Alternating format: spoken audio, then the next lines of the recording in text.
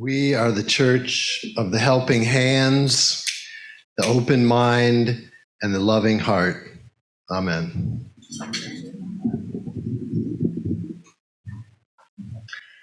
Today's service was brought together by the BUUFers, the Buddhist UUs, also known as Buddhitarian Dharma Versalists.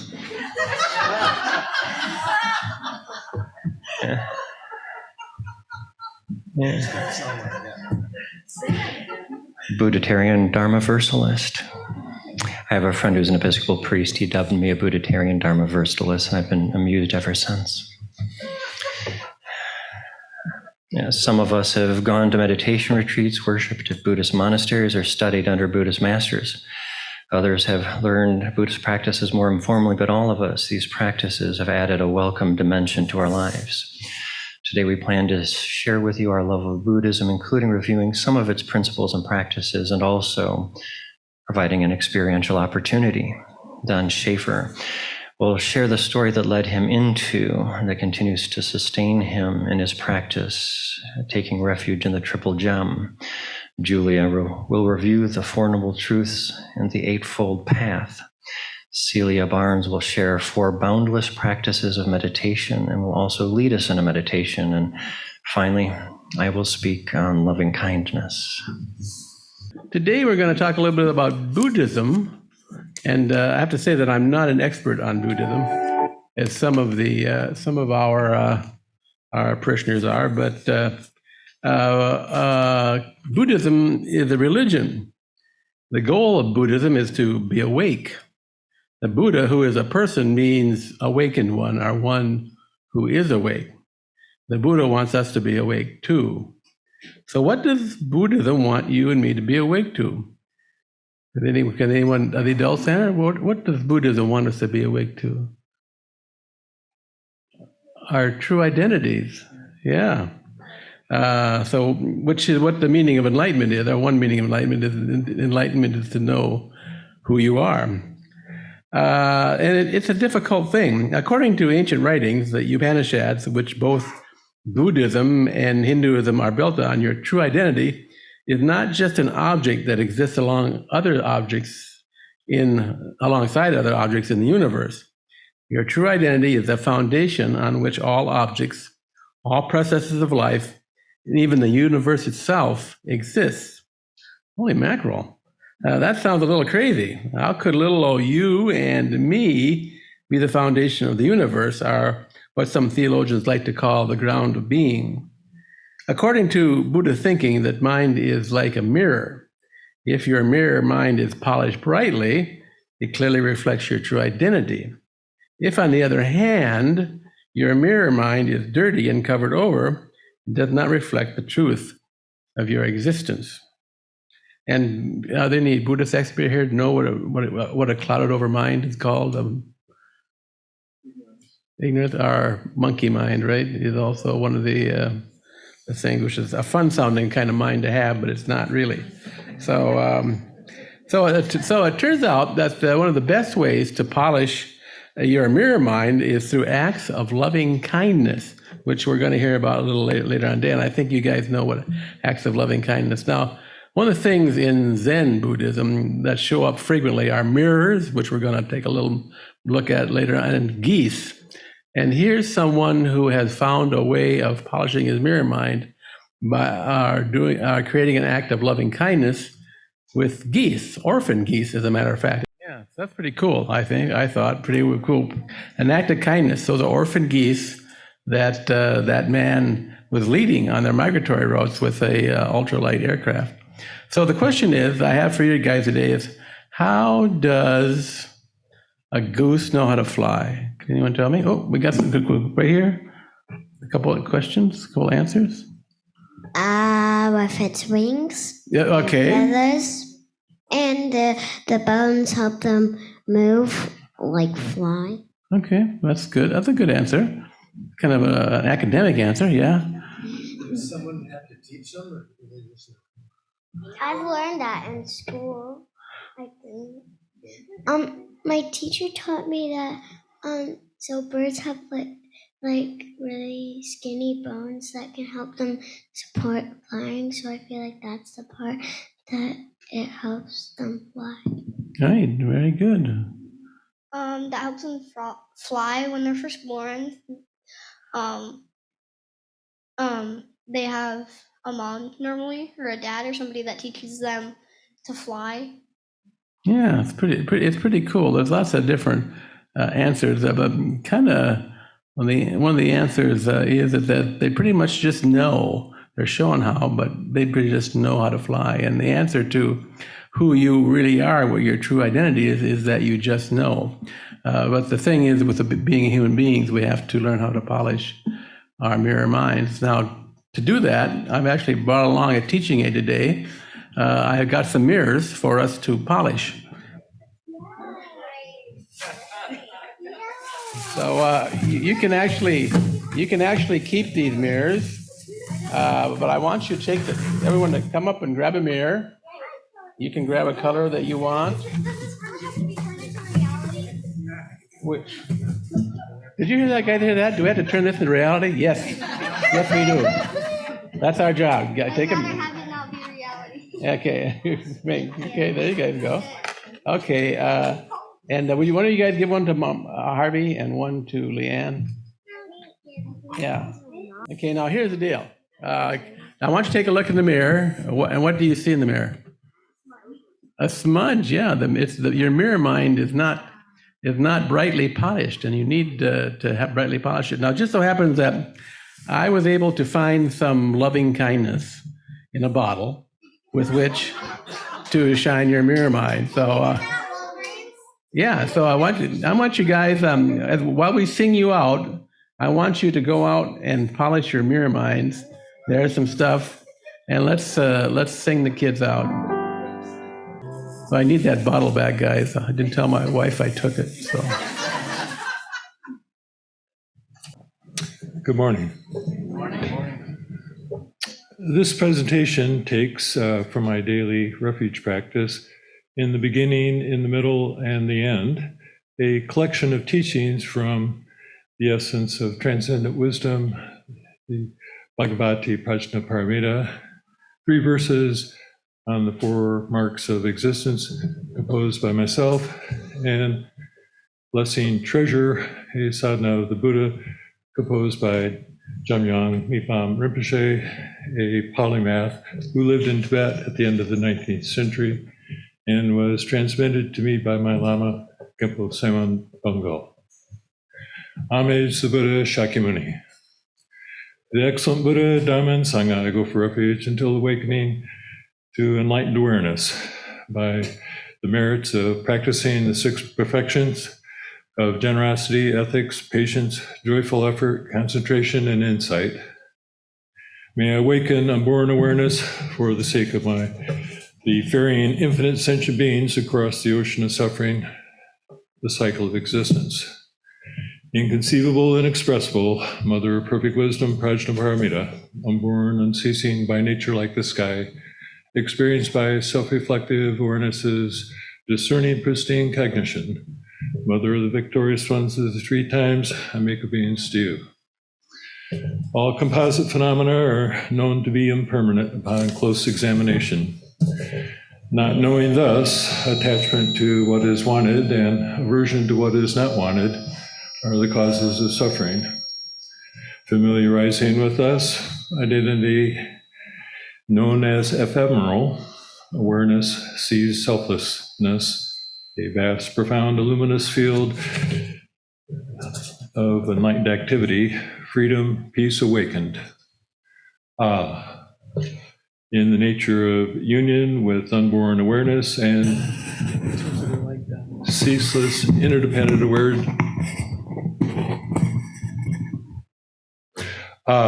In the manner of the union with unborn awareness and ceaseless interdependent appearances, which are like magical displays, in the sky in front of oneself, visualize that in the center of the clouds of offering, on a precious lion throne, lotus on the moon, is the peerless teacher, lion of the Shakya of the Buddha.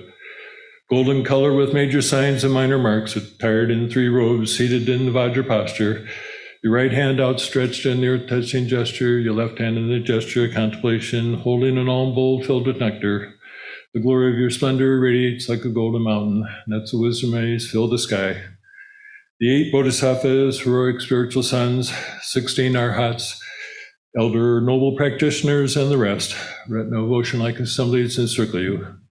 Merely by recollecting you from the 2 extremes of samsara and peace, liberation, the glory of supreme bliss is awakened. In your nature, you are the very Lord embodiment of all the refuges. You purify the lower reverse, all infinite sentient life forms in the 3 realms. To the one who turns the wheel of Dharma, I praise the line of the Shakyas. The great compassionate one accepted this turbulent, degenerate world and made 500 aspirations. Your praise is white lotus. Whoever hears your name should not return to samsara, the circle game. To the gracious teacher Buddha, I pay homage.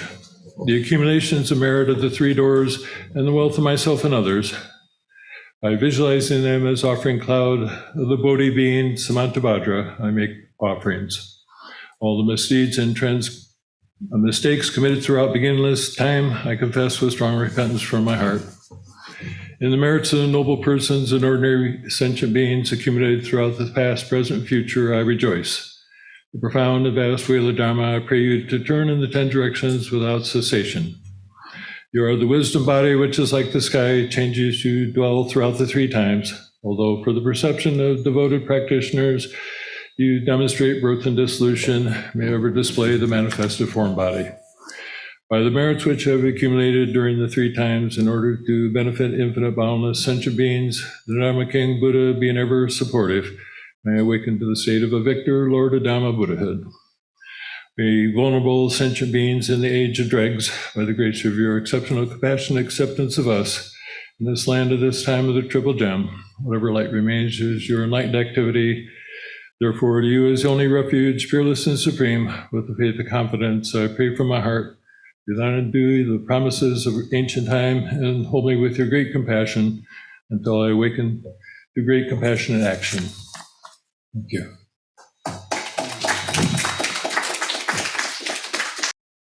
I actually was going to write this myself, but I get a wonderful magazine called The Lion's Roar, which has great articles on Buddhism by a wide variety of teachers. And they happen to have an actual compiled, simplified version of I think I'm going to read all of them because they kind of all go together. So even and there are different paths to practice Buddhism, and mine is sort of a more secular one, sort of simplified for my for my being. Don mentioned the 3 jewels, and they sort of go with the rest. The 3 jewels, the Buddha, the Dharma, and the Sangha, are central pillars of Buddhism, faith, and practice, representing the ideals that Buddhist endeavors personify. The 3 jewels of Buddhism are the Buddha, the Dharma, and the Sangha. The Buddha is the teacher, the Dharma is the teachings, and the Sangha is the community of Buddhist practitioners, also known as the 3 treasures or 3 refuges. They are the central pillars of Buddhist faith and practice, since Buddhists believe that only they, that is the 3 jewels, offer true freedom from suffering. Buddhists acknowledge their commitment to the Buddha's teachings and the path to awakening by taking refuge in the 3 jewels. This signifies their reliance on the wisdom of the Buddha, the transformative power of the Dharma, and the supportive community of the Sangha. Much like we are here, I almost think of this as a large Sangha.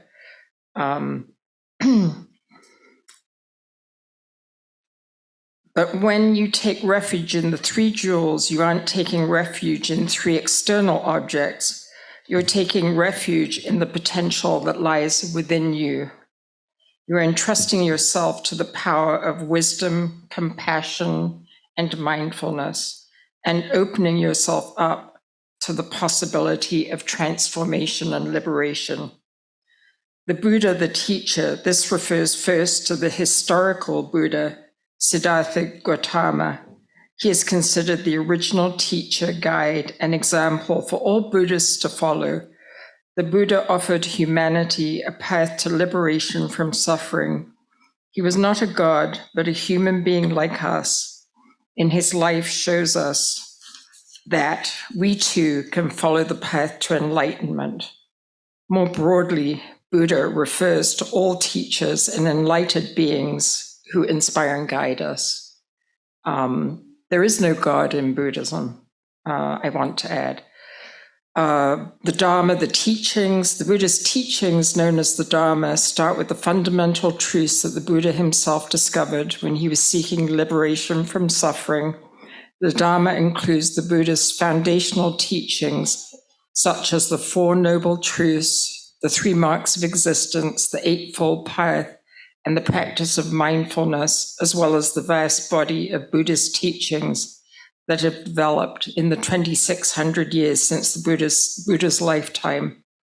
It's worth noting that the Sanskrit word dharma also means a thing or object in the conventional sense. In either case, the word denotes a fundamental law or truth of reality.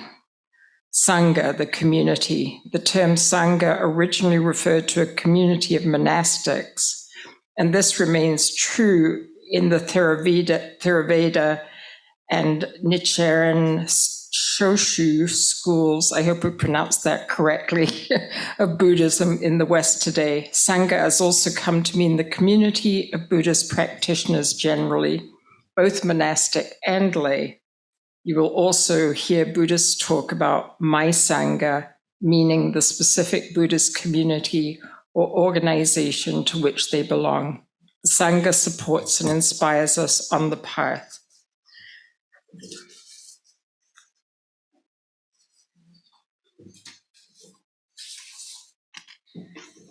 So then we come to the Four Noble Truths, which are very basic. The Four Noble Truths are the foundational teaching of Buddhism that provide framework for understanding the nature of suffering and the path to liberation.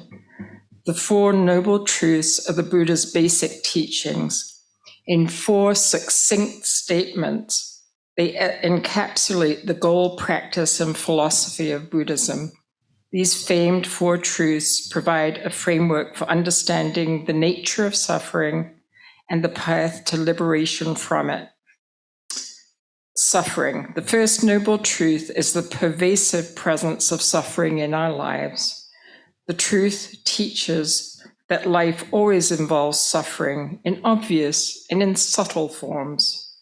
Even when things seem good, we still feel an undercurrent of anxiety and uncertainty inside.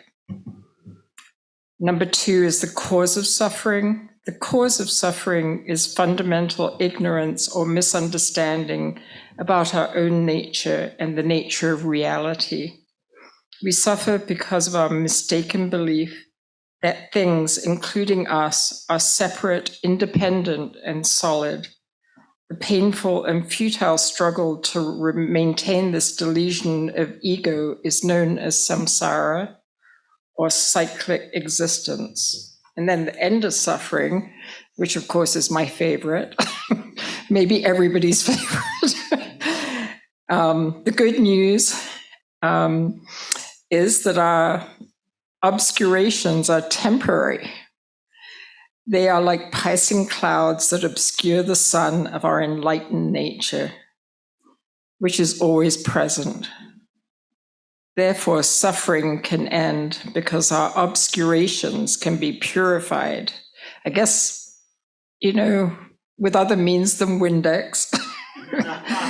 And the awakened mind is always available This state is referred to as enlightenment or nirvana, which is the complete cessation of suffering.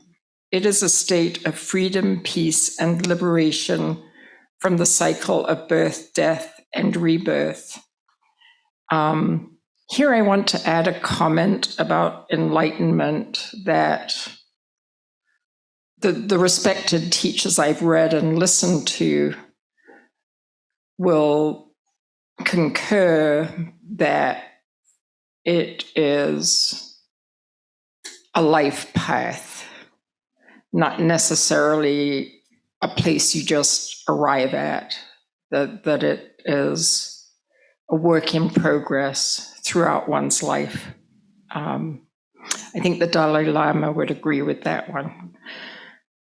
The path, the fourth and final truth, tells us that by spiritual practice, living ethically, and developing wisdom, we can take the same journey to enlightenment and freedom from suffering that the Buddhas do.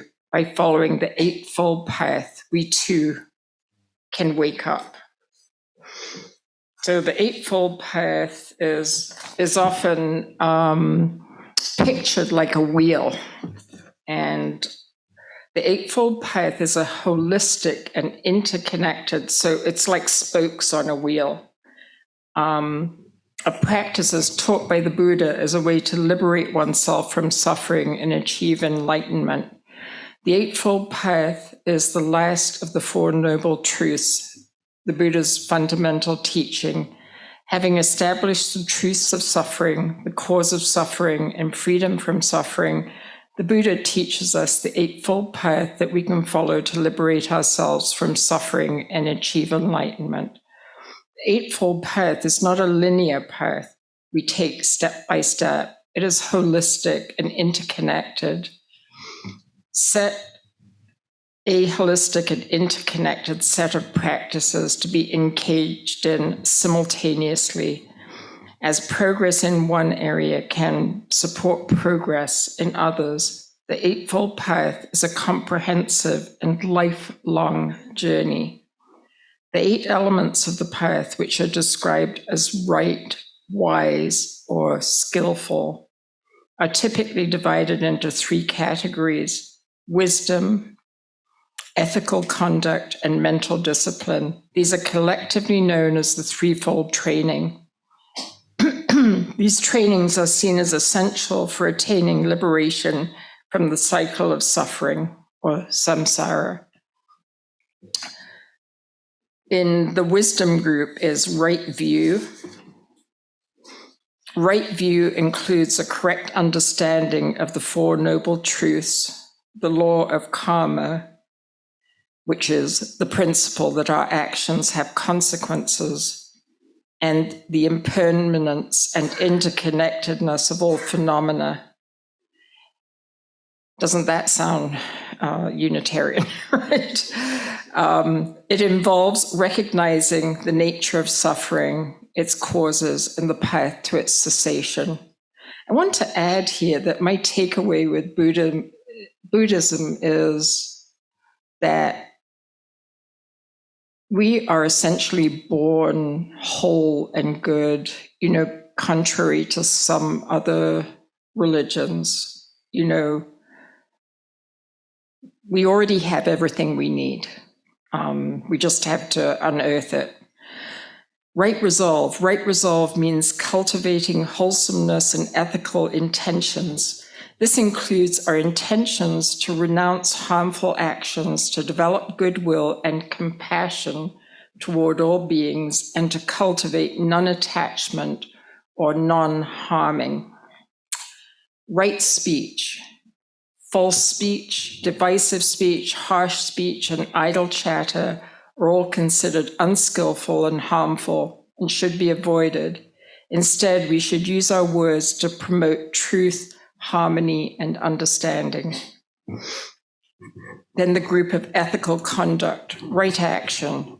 Skillful action emphasizes ethical conduct and the importance of leading a life that is aligned with moral principles.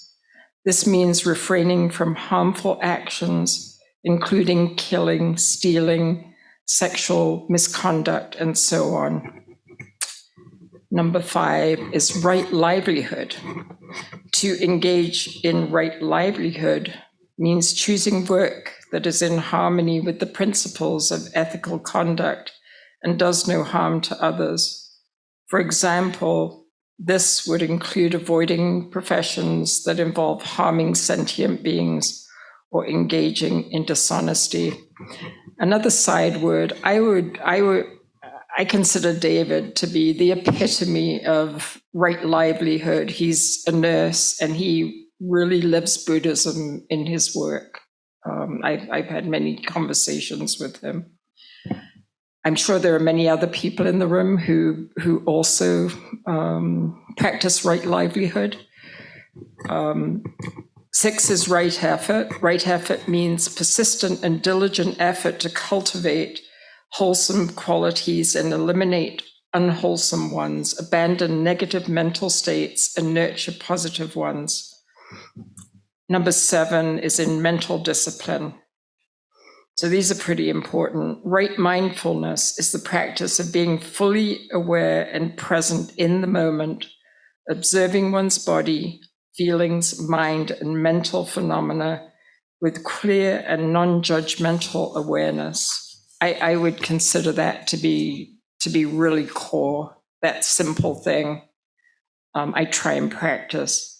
Right concentration, the last one. Right concentration is the development of a one-pointed, focused mind. This is achieved through meditation practices that allow the mind to become absorbed in a single object of concentration, leading to states of mental tranquility and insight. Of course, there are massive amounts to say about all these things, but that's, that just about covers the basics. Thank you so much.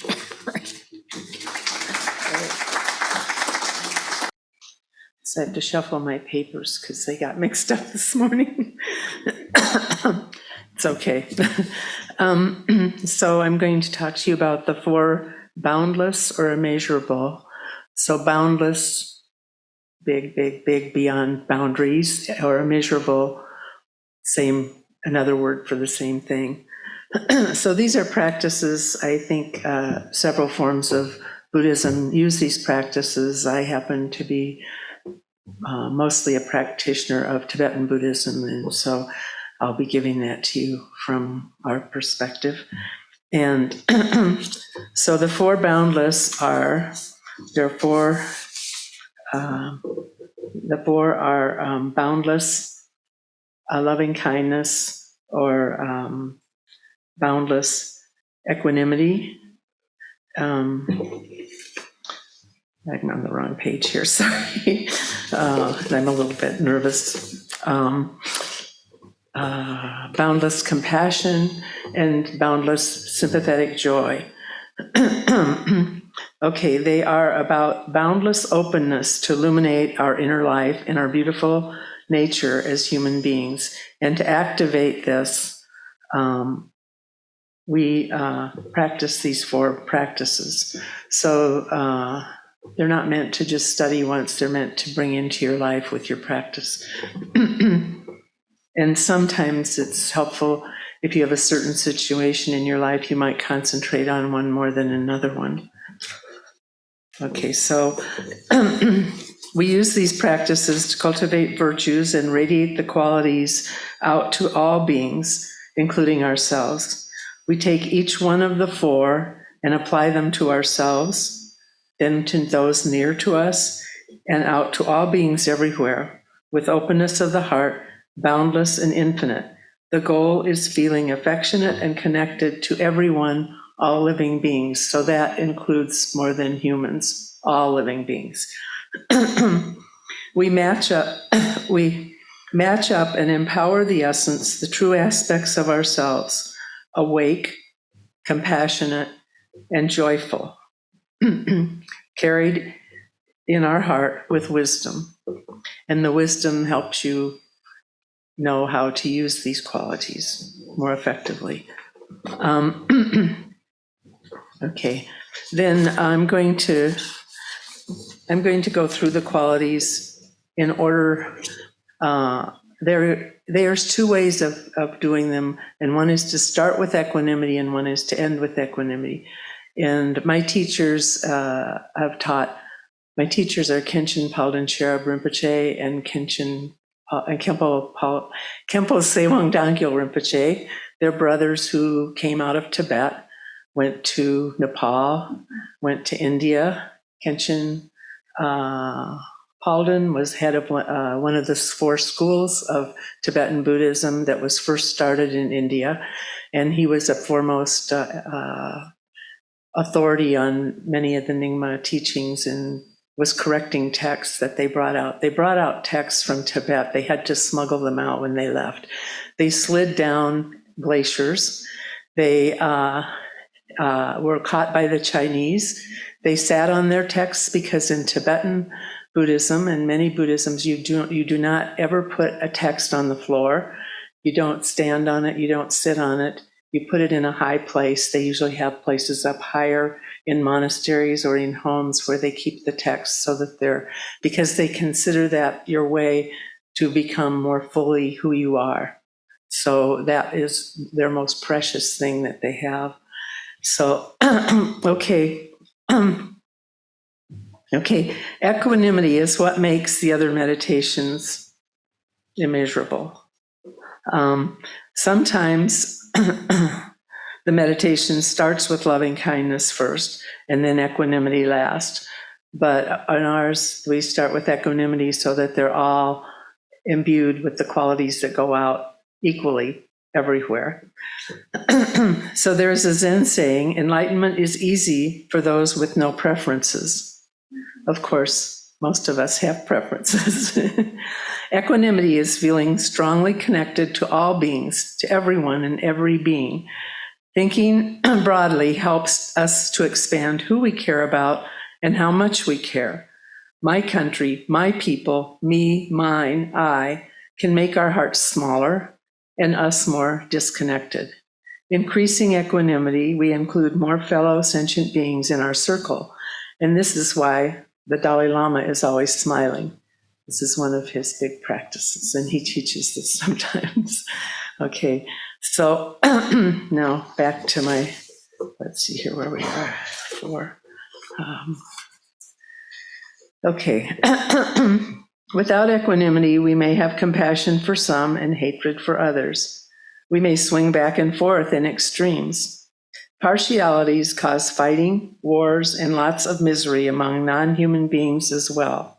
Equanimity is important in our practice because then our practice will be well-rooted and beneficial to ourselves and to other sentient beings. With equanimity, we use meditation on the 4 boundless so that each of the ones is imbued with equanimity, each of the boundless. To cultivate these virtues and radiate the qualities out to all beings, including ourselves.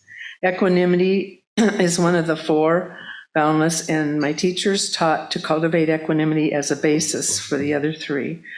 With equanimity, we focus on applying the boundless immeasurables to ourselves, those near and dear to us, and to all beings everywhere with openness of the heart, boundless and infinite. The goal is feeling affectionate and connected to everyone, all beings. We match up and empower the essence, the true aspects of ourselves, awake, compassionate, joyful, and carried with our wisdom, which helps us know how to act with the 4 boundless. Okay, so then the next quality is loving kindness, and I know you're going to speak about it, so I'm not going to say too much, but this is wishing that all beings would have well-being, that all the qualities they need to have well-being would be there. And Dave is going to talk about that more, so I won't go into that quite as much. But it is one of the qualities. So then, let's see, just a second here. 3, 4. Okay, then, so we started with equanimity, loving kindness, and now the next one is boundless compassion. And this is the wish that a person's suffering will diminish. and that all sentient beings will be free from suffering, and that the causes of suffering will also diminish so that it won't arise again. Ideally, this is to be combined with understanding things as they are. We begin by being aware of the difficult situations of others. There's a little grief with this, because sometimes when you see how much people are suffering, you can feel sad. We wish that beings will have no more suffering and no more causes of suffering. Then the fourth one is sympathetic joy, and this is sometimes a difficult one for people. This is altruistic joy in the accomplishments of a person, oneself, or others with a wholesome attitude of rejoicing in the happiness and virtues of all beings. This arises from joy and wishing that living beings are never removed from favorable conditions and that they develop supreme happiness without envy, jealousy, or competition. When we see others' good lives and actions, it gives us happiness or envy. So this is to help increase that you would feel happy when other beings have wonderful things come to them, maybe what you were wishing for or competing for, and they get it. And they even have dedication prayers where you dedicate other people's great circumstances, and you get more benefit from doing that than actually having the great circumstances, because it's not yourself that's enjoying the fruits of that. From our hearts, we wish for everyone to have happiness. This is often the most difficult, rejoicing in the good qualities of others and positive events in their lives. Any negativity we have towards others harms us more than it harms them. So thinking of others and carrying them in our heart with love, compassion, and joy for their joys with wisdom and equanimity brings us to our own true nature. So then we're going to practice these qualities, just touch into them. So to do that, it's good to sit up straight, have your feet on the floor. You can have your hands on your knees, or you can put them like the right hand over the left hand and sit like that, just some way so that you feel like you're not, unsupported. And then take a deep breath and let it out slowly. And you can close your eyes or leave your eyes open, whichever's better for you. So we're going to start, as I said, with equanimity. So with equanimity, we're going to first, you're going to visualize people that you love that are near and dear to you. It could even be your pets, some being, live being that you feel is just great. And then you want to take that feeling and spread it out to people in your neighborhood, and then to people in your town. I'm going to leave a little space so you have room to do that. And then bring that feeling out to people in your state, loving them as you do the ones that are near and dear to you, and all feeling the four qualities in this way. Now extend it out to Indiana, Wisconsin, and states that are around us. And then bring it out so that now you're wishing this for all sentient beings in our country, or your country if this isn't your country. Take it out, keep spreading it out until that quality is around the world that you're wishing well for all beings. And considering that we have a lot of suffering in our world, that's quite a wonderful thing to be doing now. So, okay, then rest in that just for a minute.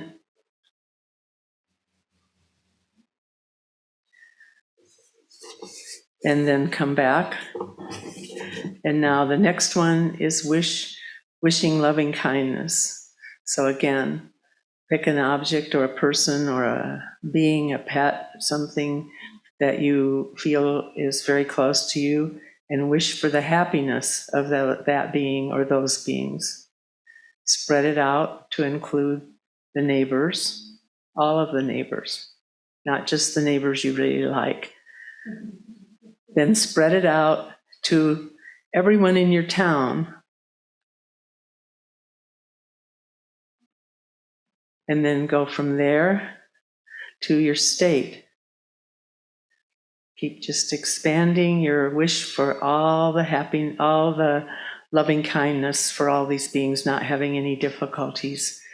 Then spread it out to the country and keep spreading it out all over until you feel like you can spread it out through all the world, everywhere on the earth, and then spread it out. There may be beings on other planets. Spread it out vast, way, way out.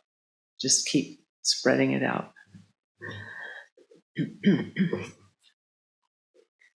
And now we'll go to boundless compassion, which is the wish for a person's suffering to diminish and that all sentient beings will be free from suffering. Ideally, this is combined with the understanding that things as they are. We begin by being aware of the difficult situations of others. There's a little grief with this. The wish that beings will have no more suffering and also no more causes of suffering. So for that, start with your near and dear ones. Expand out to your neighborhood, everyone in your neighborhood, all the beings, the robins that are leaving their doo-doo on your car, the squirrels, the humans, and spread out to your state, all the areas of the state, all the kinds of people, every person, every living being, and then spread it out to the whole country, and then move it to other countries, and move it out until the whole world is encompassed within your wish for no beings to have suffering.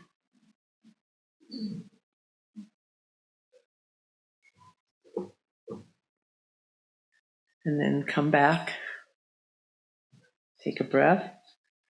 And the fourth practice is sympathetic joy. So that's the altruistic joy in the accomplishments of others. So think of your near and dear ones, what's going well for them when they have something wonderful that's happened, and how happy that is for feeling. And see that you can feel that feeling for yourself as well. And then spread that out to your neighborhood. Especially see if there's places or people or animals that you would have resistance to, and then let a little extra of the joy go there. Then bring it out to your state, and then spread it out for all beings everywhere, all over the world, that all beings would have good circumstances, and when they do, that would just continue and get better.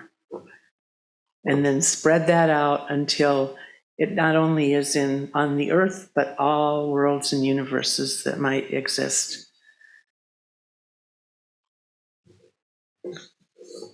So this is a practice to do every day, to open you up to caring about others. And I think in these times, people have a lot of thinking one side or another side is better than another in so many ways. But this is like realizing that all of these beings, whether you like what they're doing or what they're saying, they're all human, they're all living beings, and they're all going through happiness, suffering, sadness, joy, and we're trying to send that goodness out to all of them. Okay, so we don't have too much time. So then when we do a practice like this, we always have a prayer, which I know, but okay, I want to be sure I say it right, because, okay, this prayer was by His Holiness Dujim Rinpoche, who is no longer in the form that we're in human form. He's been reincarnated and then gone again, and now we're hoping he will come back again. But He was considered one of the great gems of Buddhism in this last century. So this is a prayer he wrote. At this very moment, for the peoples and nations of the earth, may not even the names disease, famine, war, and suffering be heard, but rather may pure conduct, merit, wealth, and prosperity increase, and may supreme good fortune and well-being always arise. Thank you. Yes, that does overlap nicely with what I'm going to say on loving kindness. I actually didn't know I was practicing Buddhism. I lost my faith shortly before I became a nurse, and I'm like, oh, what do I do now? Just popped with my head. You know, unconditional love, loving the least of these as if they were Jesus. That exercise may be powerful, and with no belief and with no disbelief, I tried to apply it in my work as a nurse, and the results were staggering. And reading about the 4 Brahma Viharas, another name for the 4 infinites, I realized that I was doing kind of a free-form Brahma Vihara. And a lot of people say that sympathetic joy is hard, but I found that in the modern world, we have a great tool, social media, our friends on Facebook. We can celebrate when their kids get a medal or a child is born, and we can express our sympathy when they go through difficult times. It doesn't just have to be arguing and division.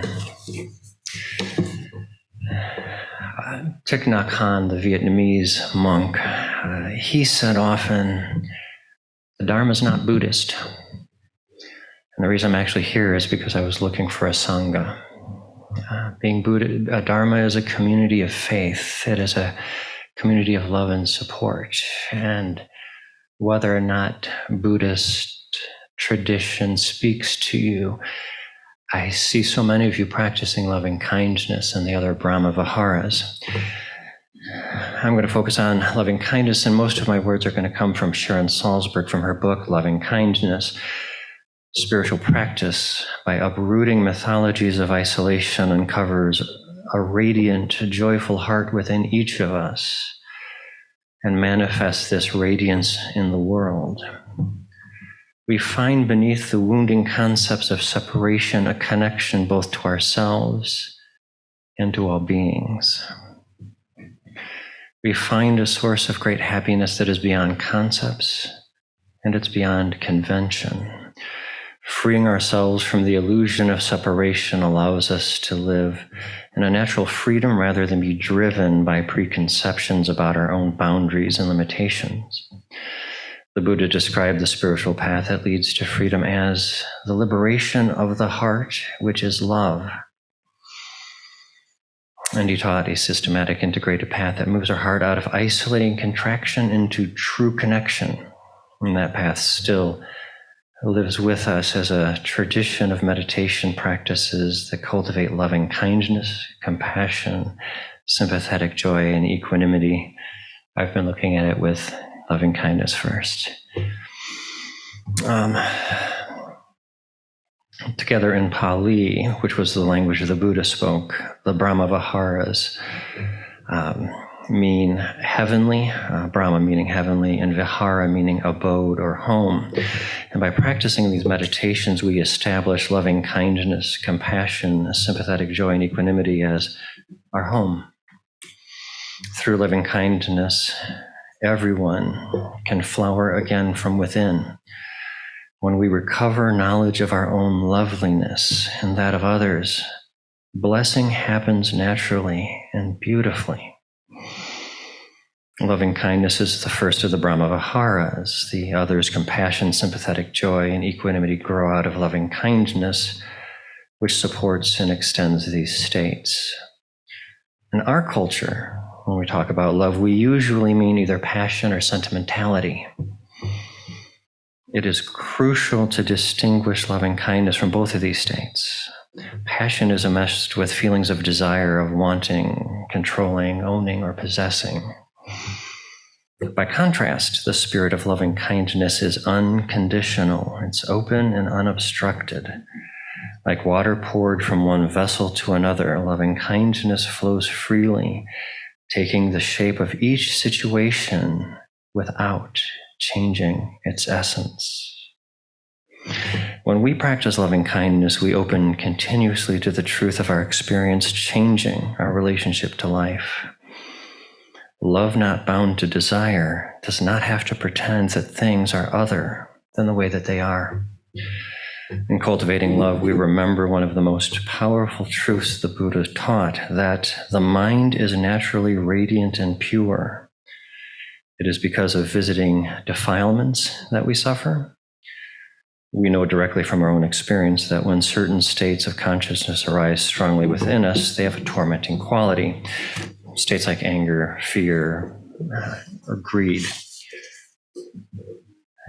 When they knock at the door of our minds and we invite them in, we lose touch with the fundamentally pure nature of our mind, and then we suffer. We can understand the inherent radiance and purity of our minds by understanding loving kindness. Anger generated within ourselves or within others can be met with love. Love is not ruled by anger. The loving mind can observe joy and peace in one moment, and then grief in the next, and it is not shattered by the change. A mind filled with love can be likened to the sky with a variety of clouds moving through it. Some are light and fluffy. Others are ominous and threatening. No matter what the situation, the sky is not affected by the clouds. The sky is free.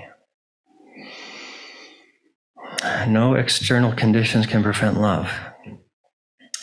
Nothing can stop it. The awakening of love is not bound up by things being a certain way. Loving kindness, like the true nature of our mind, is not dependent. It is not conditioned. Directly seeing the natural radiance of our mind reteaches us our loveliness. And in my personal life, repenting of my self-hatred and seeing the loveliness of who I am has been a struggle. Recognizing our own power to love points us directly to recognizing this primordial radiance. And from personal experience, I can testify that when I've dealt with the least of these and successfully brought loving kindness to them, magic happens. The love is beyond anything that I brought to the situation. Now getting to me, the meditations associated with the Brahma Viharas are essentially variations on intending love for ourselves, our loved ones, benefactors, people we feel neutrally towards, and difficult individuals, and then all life. Three traditional phrases for loving kindness meditation are, may I be safe, peaceful, and free of suffering. May I be happy. May I be strong and confident, and then we wish these same things for the other lives that we choose to recognize. Setting our intention with meditation and focusing on loving kindness shifts our consciousness in subtle ways. Occasionally, it shifts our consciousness in dramatic ways. In my experience, shifting to this state of consciousness seems to correspond to the Buddhist image I shared a couple of weeks ago. Our consciousness is a lake, and when we allow peace to calm the storms within our souls, the waters of consciousness become still and reflect the glory of the heavens. And it also allows us to see the secrets that lie deep within the ocean of our consciousness. We'll continue with a few more words from Sharon Salzberg. Our potential to love is very real. And it is not destroyed no matter what we experience, no matter the mistakes that we might make, no matter all of the times that we are caught in reaction, no matter all of the times that we have caused pain, and no matter all of the times and ways in which we have suffered. Through practicing loving kindness in meditation and in daily life, we cultivate the potential. Loving kindness joins with our intention, and it partners with us in healing ourselves and bringing healing into the world. And it is in this spirit that I can tell you, I love you. Go now in peace. May the spirit of love surround you everywhere you may go.